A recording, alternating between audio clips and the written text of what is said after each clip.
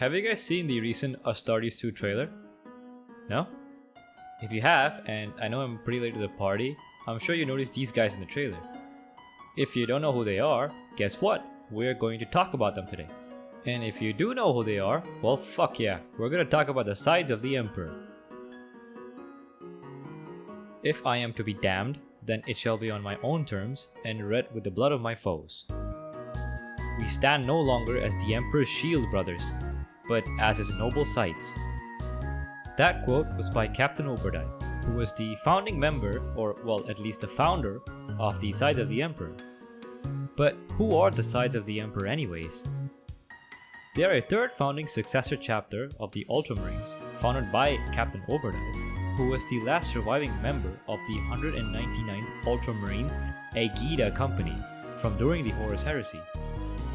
This chapter is one of my favorite chapters, partly due to their tragic yet defiant nature, especially in the face of total annihilation, and their insane hatred for the Tyranids, something I kinda relate to, after the destruction of their homeworld, Sotha, one of the many victims of the Hive Mind's infinite hunger. So let's talk about their homeworld, Sotha, and some of its history during the Horus Heresy.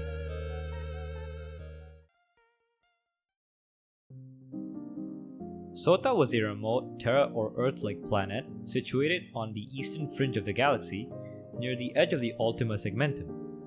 It boasted living oceans and densely forested, mountainous landmasses. However, despite its hospitable environment, Sotha showed no signs of prior colonization or Xenos activity, which was unusual for such a planet. However, the discovery of Mount Pharos, an immense Xeno structure, led to the planet being classified as restricted. That led to a small agri-colony being established to support a survey mission, which was guarded by the aforementioned 199 Company of the Ultramarines. Mount Pharos housed a colossal Xeno structure, known as, well, Pharos, which was a device that was part of an ancient interstellar navigation system, functioning as both a beacon and a route finder.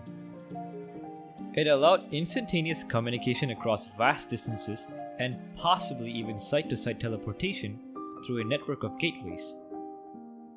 Unlike warp-based technology, the Pharos operated on principles of quantum entanglement and empathic energy. I don't know what the fuck any of that means, but yeah. During the Horus Heresy, the great warsmith Barbarus d'Antioch theorized that other stations like the Pharos once existed throughout the galaxy, forming a network of navigational pathways between stars. Following the outbreak of the Horus Heresy, Primarch Rabute Guilliman personally appointed warsmith Barbarus d'Antioch to lead and oversee the exploration of the Pharos beacon, seeking to harness its power for the benefit of Ultramar and the fledgling Imperium Secundus.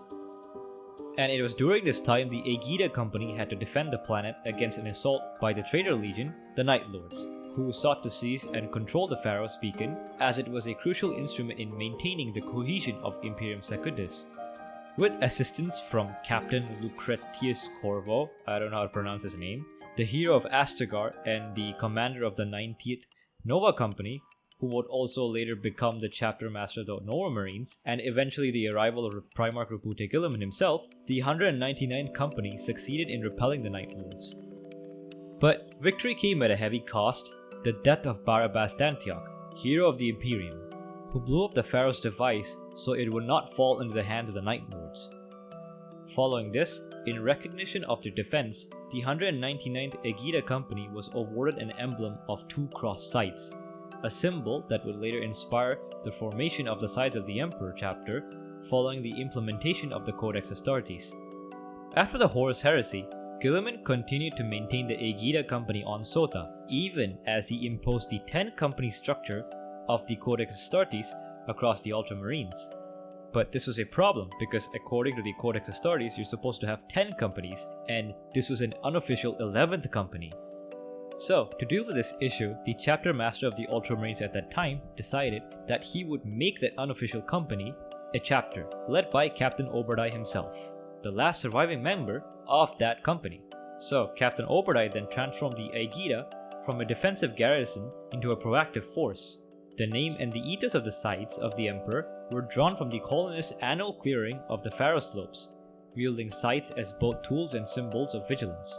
Oberdine's vow extended beyond defending the Imperium from external threats. It included a sacred duty to guard Sotha itself from the potential peril posed by the Pharaohs. Now that we have finished talking about the history and the creation of the chapter, let's talk about their fall. Well, not exactly their fall, but let's discuss how they were almost wiped out by Hive Fleet Kraken. Hive Fleet Kraken was the second major Tyranid force to invade the galaxy, triggering the Second Tyranic War, 205 years after the first, and unfortunately, Sotha was in its path. The Scythes fought like hell to defend their planet, but Genestealer cult uprisings significantly weakened their position, leading to the deaths of nearly all the chapter's warriors in a final stand. But a small group of them managed to escape, carrying their gene seed and their hope of preserving the chapter. Their escape led them to the Meral system, where they eventually made landfall on the death world of Meral. The Scythes found a massive rock formation known as the Giant's Coffin, which rose above the dense jungle, and they fortified this natural citadel. They literally went Big Rock Castle now. And sadly, after fighting the Big Rock, they still fucking lost against the Tyranids when they were invaded. And their chapter master died, which sucked, and they were forced to run again. When I was reading the Scythes of the Emperor collection, there is no information on what happened to Meral, and it is only known that a single company of the Scythes had survived. In the aftermath of all this death and tragedy, Captain Thracius assumed command as the new chapter master. He initiated a campaign of hit-and-run attacks against the Tyranids, focusing on guerrilla tactics and strategic retreats. This approach continued until word arrived that the Ultramarines had finally halted Hive Fleet Kraken's advance at the Battle of Ichor IV.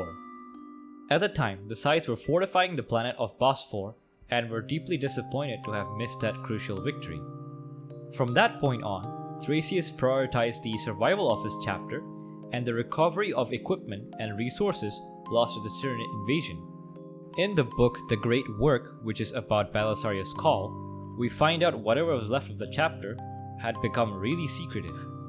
Later in the book, it is also revealed that the members of the Scythes of the Emperor were infected by the Genestealer's kiss, which is probably why they lost. And they also had to wear psychic dampening hoods to shield themselves from Tyranid influence. But there still is hope. With Guilliman back, and with him bringing, Primaris Space Marines, the Scythes of the Emperor have begun to rebuild. Their ranks have been replenished, offering a renewed strength to a chapter once thought lost.